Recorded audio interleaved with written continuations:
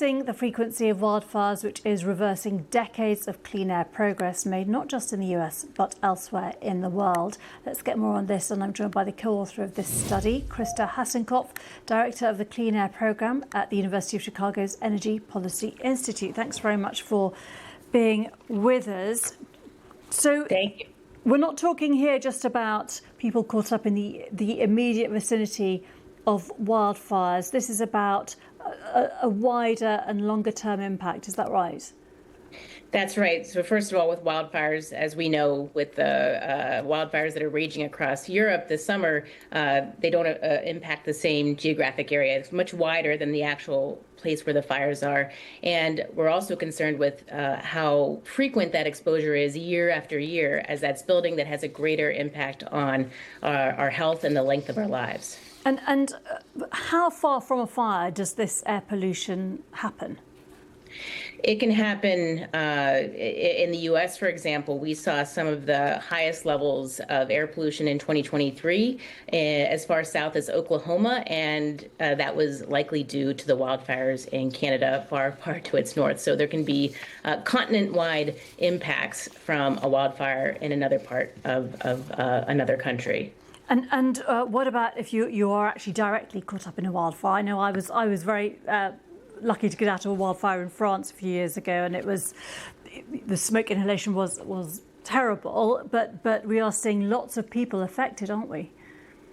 Yes, especially if you are. The closer you are to a wildfire, the worse it's going to be for your health, certainly. And so, we want to mitigate that as much as you can in that scenario. And which regions of the world are the worst? We've heard that the US and Canada are very badly affected, but how does the rest of the globe compare?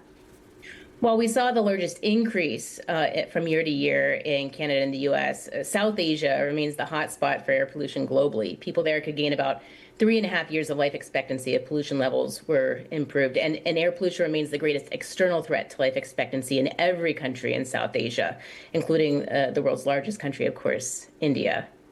And can you just explain how this air pollution is taking this huge toll on life expectancy?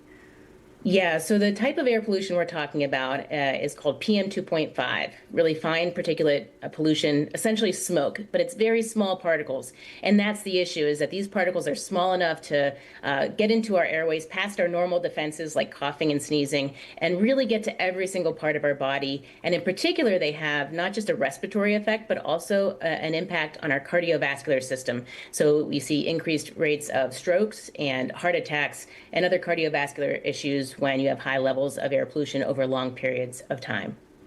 And when you say long periods of time, what does that mean? Does that mean in the immediate sort of days and weeks of fires? I mean, we've seen a lot of fires in Europe, for example, this summer. Can you measure what the immediate effect of that is?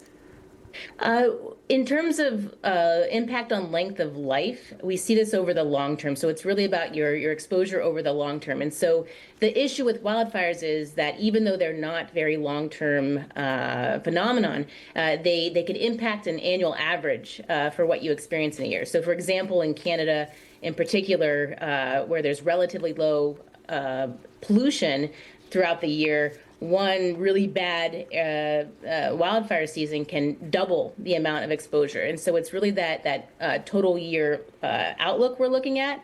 But if the wildfire is bad enough, it can have that impact.